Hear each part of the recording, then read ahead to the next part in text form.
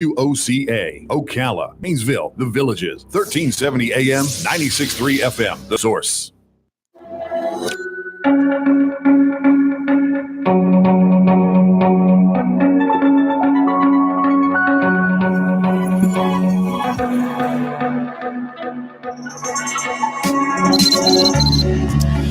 Five minutes after 11 o'clock. Thank you for tuning in. In the 70s, Robin, 1970 something. I don't remember. I'm trying to think when this might have been. I had a boss, and I went into his office, and because he wanted me to come into his office, and he asked me if I ever heard about the Golden Letter. He said, "Have you heard about the Golden Letter?" I said, "No. What is the Golden Letter?" Well, he had the Golden Letter, Robin. The Golden Letter was this letter that he had received, and the letter instructed him to send $100 to the first person on the list. Oh my gosh! And then he told me that I could also reap lots and lots of rewards, make a lot of money by participating in the Golden Letter. And I said, "Well, how does it work?" And he said, "Well, first of all, you cannot mail it. It has to be handed to somebody else that you trust." And I think I'm supposed to hand it to 5 people. I think I was one of 5 people or something, right? And so I think then I had to go with him to the post office, send $100 to somebody. I don't know. Somebody got $100 of mine. Oh yes. Oh my gosh. I know. I was suckered into this thing. Wow. And then I was supposed to send it to 5 people or find 5 people who wanted to do it. Well, by the time I got it, it was in the news. And they were warning people, don't do this, don't do this, don't do this. Right? And I'm thinking, oh, geez, I spent $100, and I went back to my boss. He said, well, you don't have to listen to the news, blah, blah, blah, blah, blah. Anyway, I lost $100. Wow.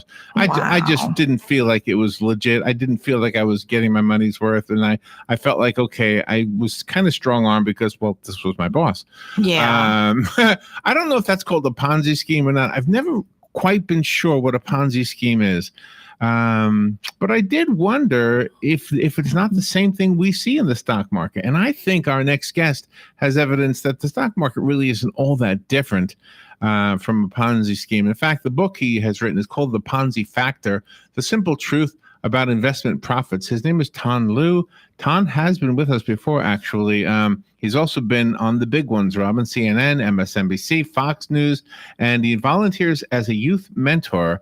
And I'm 64 almost, so I'm going to ask him to mentor an old man. The Ponzi Factor, The Simple Truth About Investment Profits. Tan Liu, good morning, sir. How are you? Hi, good morning. Thanks for having me. And you have a history in the stock market, correct? I have a history.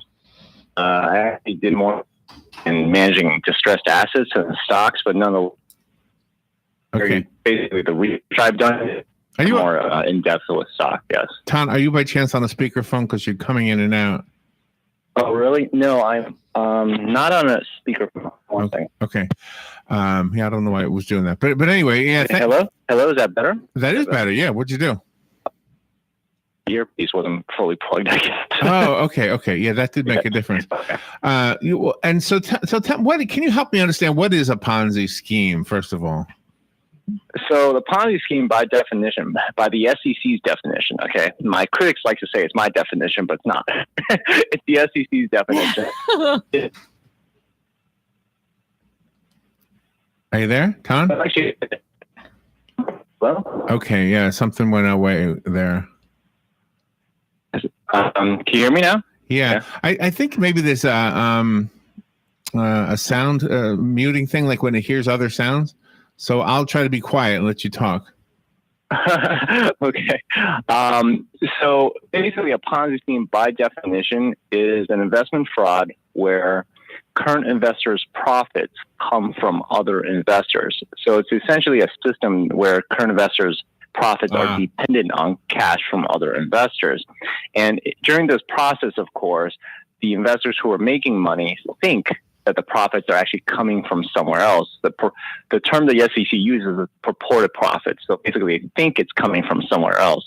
But essentially, it's just a system where investors are actually just paying out other investors, and there's no other money from outside sources coming into the scheme.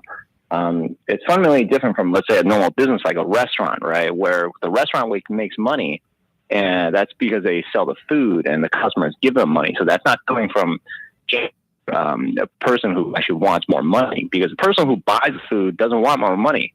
They just want food, right? Right.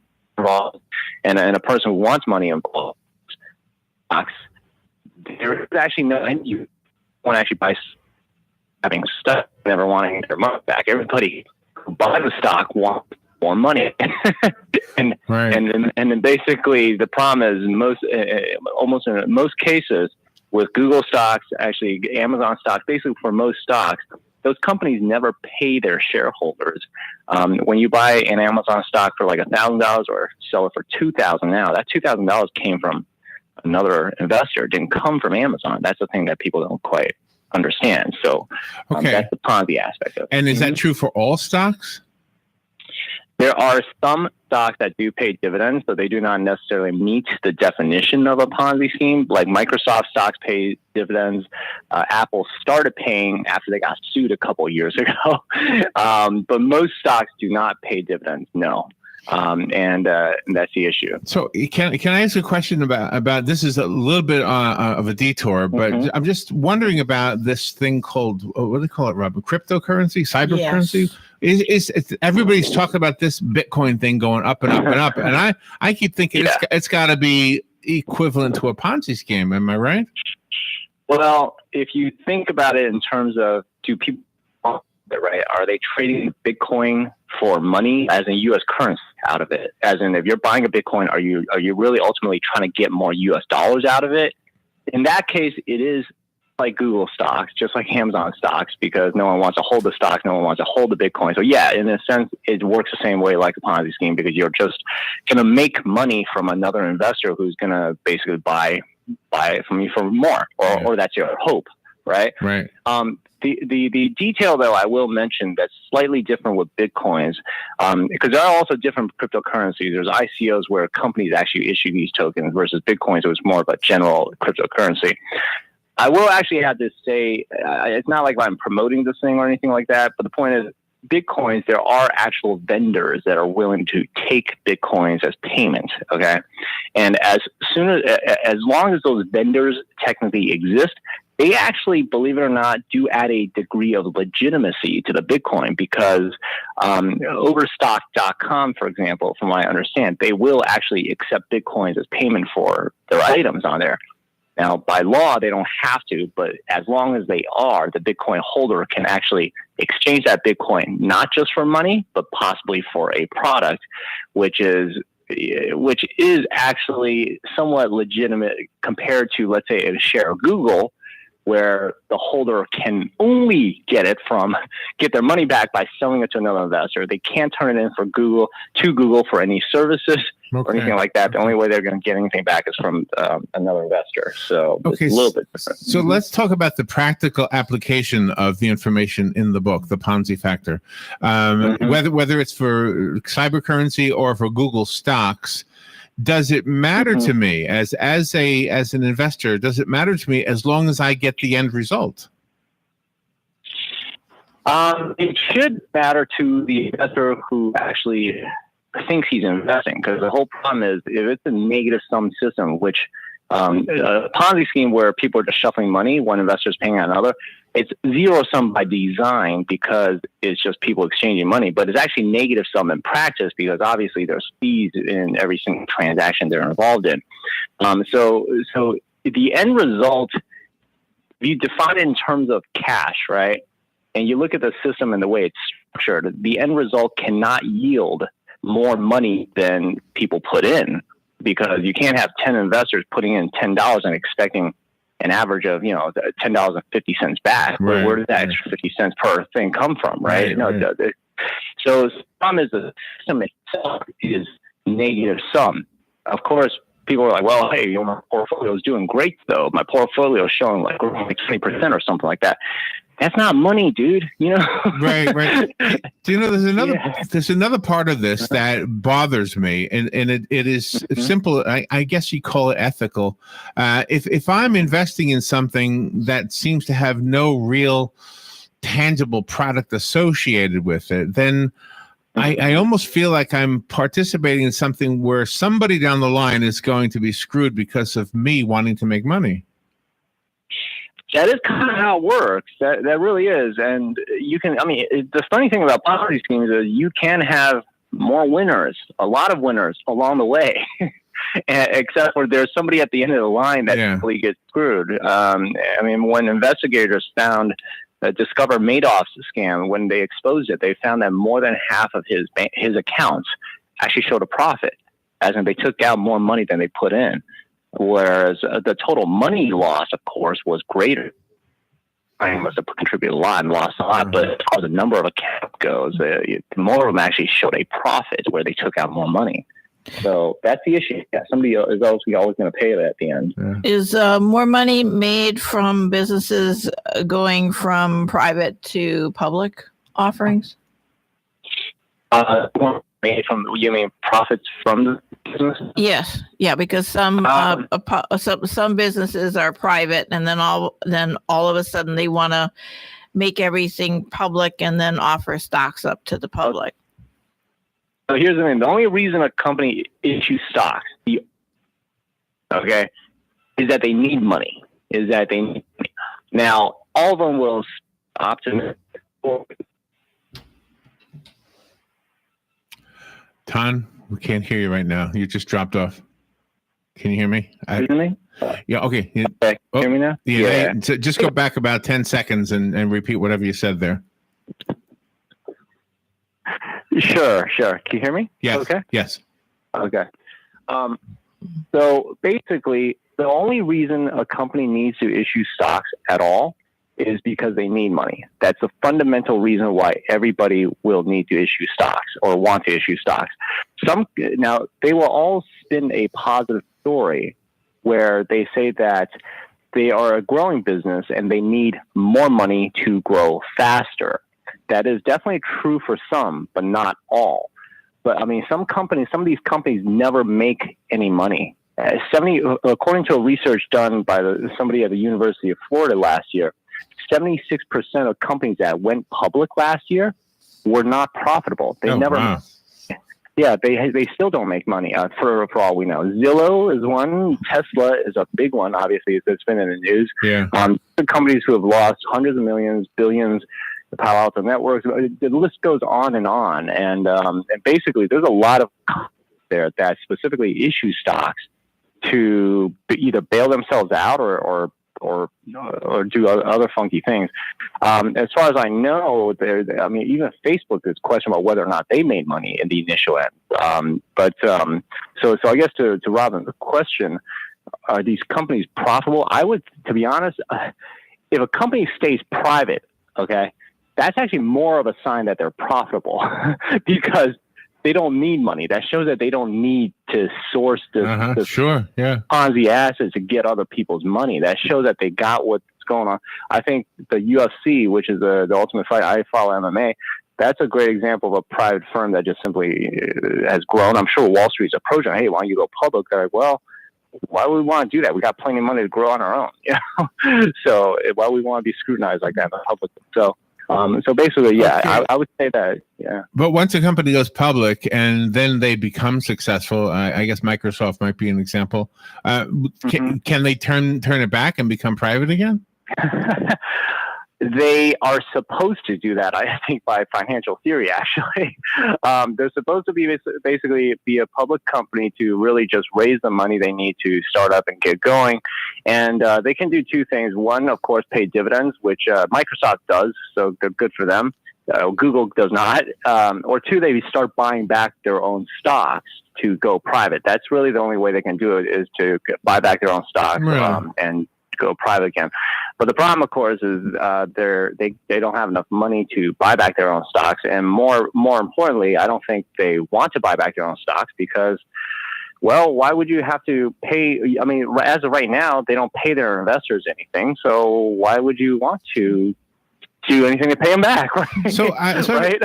Tom, I have a question for you. I mean, you've written a book, and we speak to authors all the time, and I would say, not a lot, but every now and then we'll have a book, and the information that is sent to us so that we know, is that the financing for the book came through a Kickstarter campaign. So for that author, they created, am I right about this? It sounds like through Kickstarter, they created like a mini public offering just specifically for that book. It sounds similar. You mean the Kickstarter? Like some authors would actually use a Kickstarter to get capital to finish a book? Yeah, to self-publish a book. Some of our authors, though we haven't had a whole lot, but I'd say 10 or 12 a year, will have said to us, or maybe they don't say it, but in the publicity material, it'll indicate, okay, they started writing this book and they started pre-selling it to investors, I guess, in Kickstarter. Although these people don't expect anything in return other than a book for less than the book is going to sell for later on. Is that the same? Is that similar? Is that a public way? The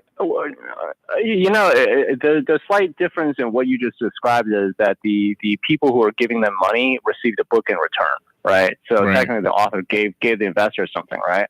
So right there is a big difference between Google and what those authors are doing. Google basically doesn't give them anything. Oh, wow. Right? Really? Yeah, Google basically says, here's a stock. It's got her name on it. Now go sell it to another investor. Okay.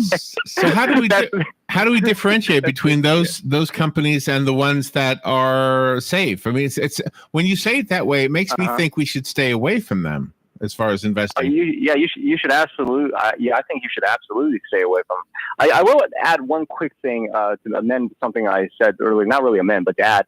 Google has bought back like 5 million shares before in 2016. The reason I don't mention that is because it was a scam. I mean, that year they said they bought back 5 million shares, but that year their shares outstanding also increased another 3 million, which does not reflect a buyback of any kind. Okay, so that's why I don't want to mention that. But the point is, how do you avoid these Ponzi assets? The one that I guess you have to look for some stocks that do yield dividends. That in itself says, okay, well, at least the company's giving you back something. But I do want to caution that as well, because there are a lot of firms that pay dividends, but they're not, I mean, not a lot of firms, sorry. There are some firms that pay dividends, but they're not really anything significant, as in they literally just give you like maybe a penny on every $100 they make or something like that. Is it a technicality that they pay? Yes. By paying it, is it a Ponzi scheme anymore? By definition, no, it's not, but it's not a real dividend, as in it's more of a technicality. I would basically just avoid anything that doesn't have dividends that they really want to play with stocks. I personally don't even want. I wouldn't even suggest it. Right. The average person depends on a stockbroker. Most people, I think, well, they might be a little bit savvy, but the honest person who doesn't do this for a living is going to go to somebody who does do it for a living. Are they on board with you with this? You're thinking on this? Are they keeping their clients away from these kind of investments? Brokers and financial advisors, you mean? Yeah, I might be mixing up the terms, by the way, because I don't know it. No. Yeah, those are different rules. They both do that thing. I only know this because it's been an SEC meeting with the chairman. So the basically brokers, they're more in the transactional side, like your one versus financial advisors. Holistically looks at the portfolio, so to speak. But nonetheless, they both look at stocks. And here's the thing.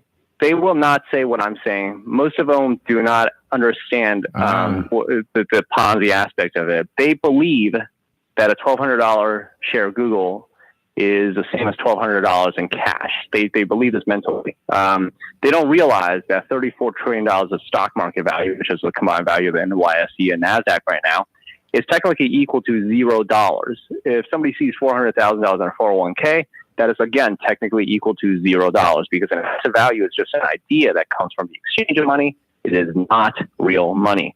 So the problem is, these professionals, they actually would not say the things I'm saying for the most part. There are some that recognize it. Not all of them are, as blind, but most of them are blind, and they see an imaginary asset value as real money, as we can see Jim Cramer and all these morons on CNBC say every single day. So, and you just don't make statements in your book. You use Google and Tesla to back up everything that you're saying. Yeah, it's Google, Tesla. They're examples, and everything I say in my book, every data, every relevant fact, they come from SEC filings. I don't trust newspaper. I don't trust articles online because that's secondhand information. I go straight to the source. I use the SEC's definition. I use the SEC filing. Yes. Okay, so let me ask you another way of looking at this, just so maybe I can understand it. I sort of think I do understand it actually, but if I go to a casino and I put money in the slot machine, I know that there's a good chance I'm going to lose my money. And if the slot machine next to me rings and that guy wins $100,000, then I know that $100,000 is $100,000 that other people lost.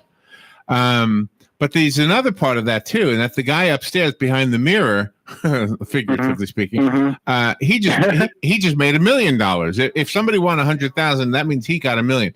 Is it the same thing true? If we invest in Google, let's say, and somebody makes a profit off of it, we understand that's coming from us.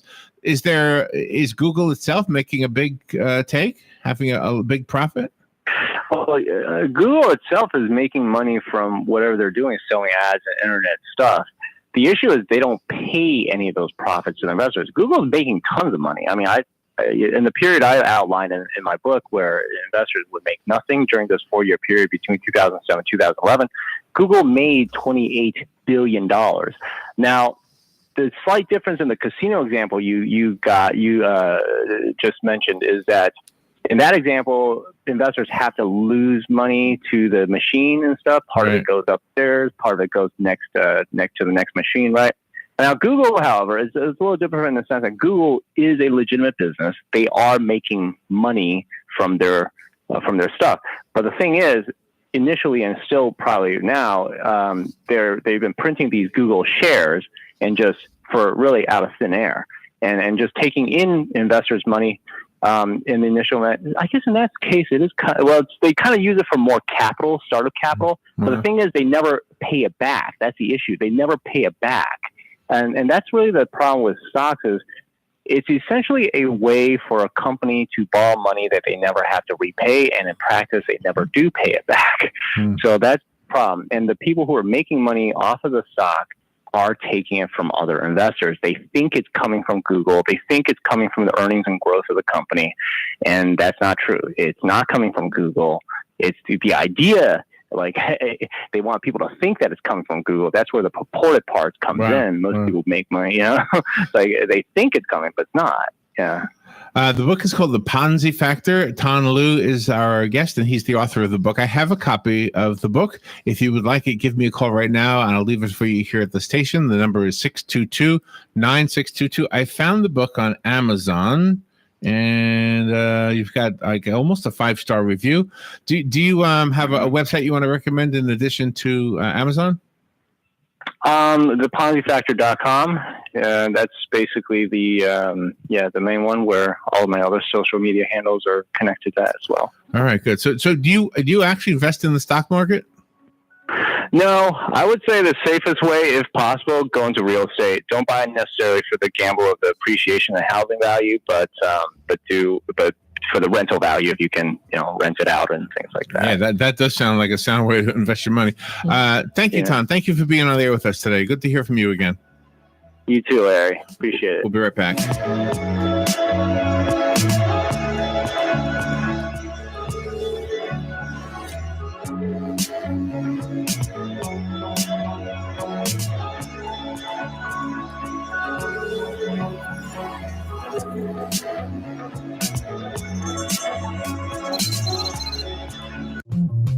Hi, Matt Wilkerson here, your Verizon representative with news that will hum your car, make it smart and safe. How? With the new Hum device by Verizon. You can rest assured you're never alone. Flat tire? Lost? Accident? For $10 a month, Hum by Verizon has you covered. And I will come to you in Marion County to install the Hum for free. Time to call me at 352-528-0020. Are you ready to hum along? Call 352-528-0020.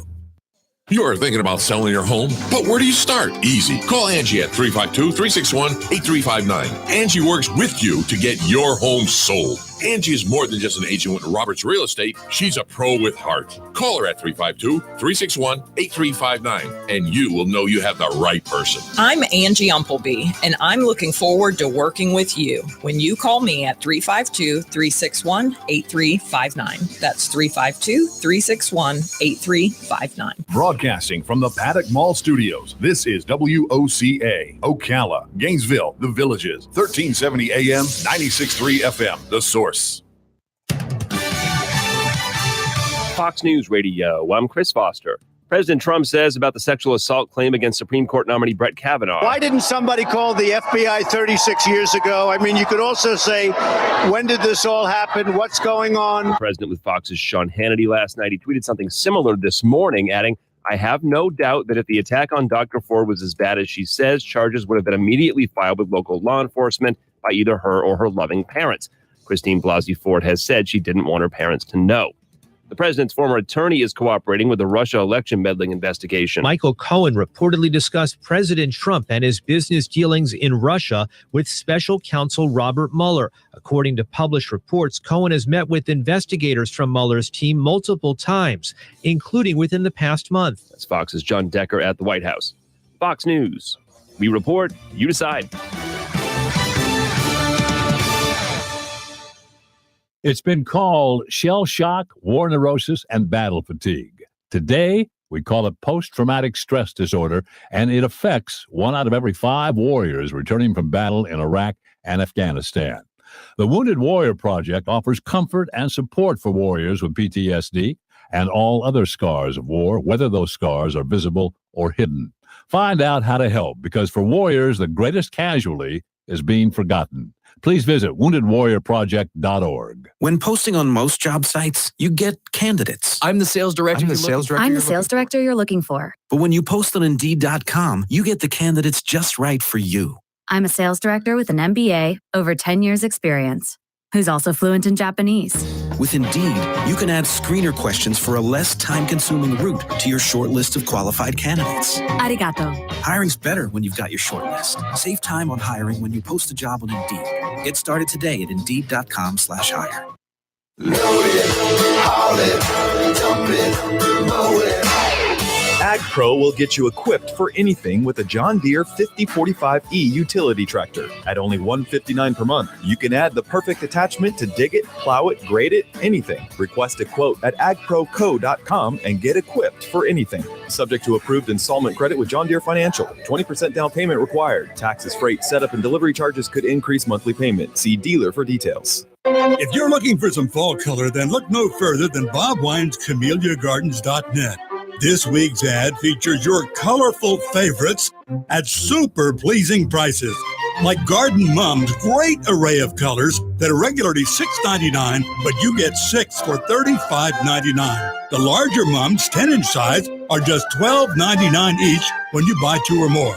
Great new selection of Easy Care Drift Roses just arrived, and they're priced as low as $12.99. And yes, there's a BOGO on some knockout roses too. Another great buy. All your fall veggies, from asparagus to zucchini, still just $3.49 for the jumbo 4-pack. And there's a buy one, get one half price deal on trees today and every day. Come on over to Bob Wine's Camellia Gardens, Southeast 38th Street, daily till 4, Saturday till 2, in the same booming location since 1952. Hi, Matt Wilkerson here, your Verizon representative with news that will hum your car, make it smart and safe. How? With the new Hum device by Verizon. You can rest assured you're never alone. Flat tire? Lost? Accident? For $10 a month, Hum by Verizon has you covered. And I will come to you in Marion County to install the Hum for free. Time to call me at 352-528-0020. Are you ready to hum along? Call 352-528-0020. Here are today's headlines from The Source, WOCA. Authorities continue to investigate a bizarre incident at Orlando Melbourne International Airport. A person identified as a senior at Florida Tech reportedly jumped the fence at the airport and got into a commercial jet. According to the chief of airport police, the suspect was stopped at the flight deck by maintenance workers who contacted authorities. Immediately, the STS employees notified the airport police department, who are on duty 24 hours a day, 7 days a week at this airport. And they responded within a minute's time, and that subject was apprehended without incident. Chief Renee Purdon says the suspect was stopped before he could cause any harm to anyone or anything. He is in custody of Melbourne police, facing numerous charges. Authorities in South Florida say a wanted suspect is dead after he used an assault rifle to fire upon officers near Miami International Airport. News outlets report the suspect was fatally shot a few blocks away from the airport last night. Officials did not immediately release the identity of the man. It is unclear why the suspect was wanted. Miami-Dade police spokesman Alvaro Zabaleta told the Miami Herald that there had been a chase involved and that none of the officers were hurt. He says the suspect shot at police, prompting the officers to return fire. Further details were not immediately available. Florida Governor Rick Scott's bid to replace 3 justices on the state Supreme Court before he leaves office drew a fresh legal challenge yesterday. 2 advocacy groups asked the state Supreme Court to block a statewide nominating commission from coming up with a list of replacement candidates for the 3 justices who are leaving early next year due to age restrictions. The 3 justices who are departing from the 7-member court are often part of a majority that has ruled against Scott and the Republican-controlled legislature. Scott last week asked the nominating panel to come up with a list of replacements for Justices Fred Lewis, Barbara Perriente, and Peggy Quince in the next 60 days. He said that this would ensure that the court would avoid any vacancies once the justices step down. Scott also promised to work with whomever is elected to replace him in November to reach an agreement on who to pick. But the lawsuit from the League of Women Voters of Florida and Common Cause Florida maintains that Scott does not have the power to make the appointments ahead of when the positions will be vacant. Instead, the lawsuit argues the decision must be left to his successor.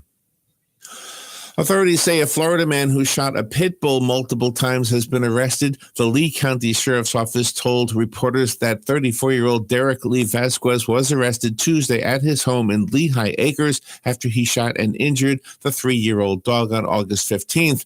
According to authorities, a resident saw the wounded dog swimming across a canal behind his home, trying to flee from the shooter. Authorities say the shooter quickly fled the scene. The frightened dog sought shelter in a wooded section of the property and eventually limped to meet deputies once trust was established. Authorities say the dog is thriving despite being struck twice. It's unclear if Vasquez has a lawyer who could comment.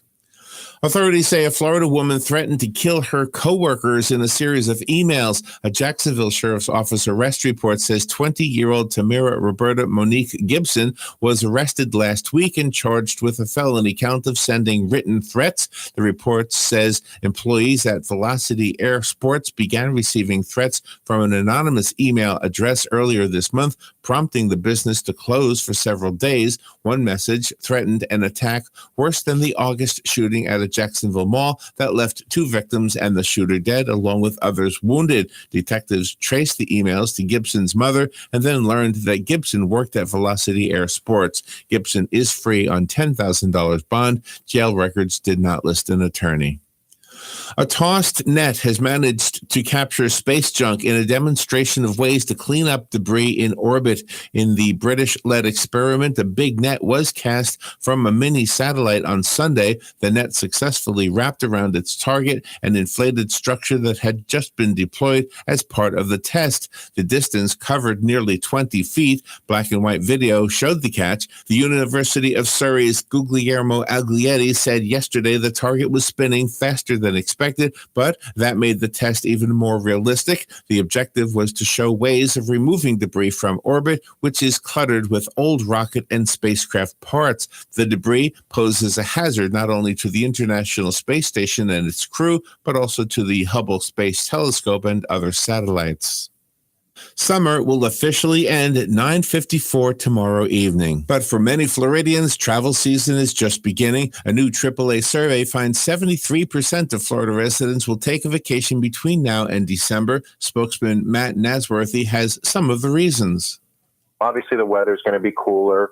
I've been a Floridian my whole life. And for those folks that have lived down here and have lived through August every year, it's always nice to go somewhere cool after the big heat and the big humidity. Not to mention gasoline is cheaper, hotels and airfares are cheaper, and many attractions are less crowded. AAA is predicting lower gasoline prices, with the national average dropping to $2.70 a gallon. Orlando has a team in a new spring football league, and that team now has a name. Its coach, longtime Gator legend Steve Spurrier, says it'll be called the Orlando Apollos. It's a tribute to NASA, the Kennedy Space Center. Apollo was the Greek god of the sun.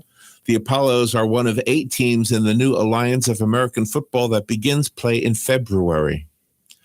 Allman Brothers band guitarist Dickie Betts remains in critical but stable condition after a freak accident in Sarasota. He hit his head while playing with the family dog earlier this week. Betts will have surgery to relieve swelling on his brain today. Disney's Animal Kingdom is adding a new behind-the-scenes animal tour this fall. Up Close with Rhinos will begin on November 1st. Disney World announced on Wednesday. The 60-minute guided tour will take visitors behind the scenes to see how Disney's animal team cares for the white rhinos on Kilimanjaro safaris. Visitors will also learn what Disney does to help save rhinos, which are among the most endangered animals in the world. The Disney Conservation Fund has provided more than $2 million to support rhino conservation efforts worldwide. The new tour will cost $40 per person, and each participant must be at least 4 years old. Those interested in the tour can begin making reservations tomorrow, which is World Rhino Day. Animal Kingdom offers other up-close animal experiences as well, including one featuring elephants. And those are the headlines from The Source, WOCA 96.3 FM and 1370 AM. Times of sun and clouds on this Friday with a shower or thunderstorm around into the early afternoon hours. The high 87 at the coast, 91 inland. Clear to partly cloudy Friday night. There can be a shower late along the coast. The low 69 to 73 inland, 77 along the coast. For Saturday, partly sunny with a chance of a shower or thunderstorm. High 86 at the coast, 90 inland. On Sunday, a morning shower, otherwise clouds and some sun. The high 86 at the coast, near 90 inland. From the Florida Weather Center, I'm meteorologist Joe Lundberg. AccuSleep offers a safe and effective medical option for those who suffer from sleep disorders of all kinds. AccuSleep makes restoring healthy sleep patterns possible. No medication, no surgery, just good, sound sleep. Mend your sleep so you can stop counting sheep. Experience restorative sleep at AccuSleep, the acupuncture sleep clinic in Ocala, by calling 352-615-5566. If your children can't get enough of art class, the Appleton Museum of Art has got you covered. After school and weekend art classes and one-day workshops are available for pre-K through teens, covering everything from drawing and painting to clay. Classes begin as early as September. Schedule, class descriptions, and online registration now available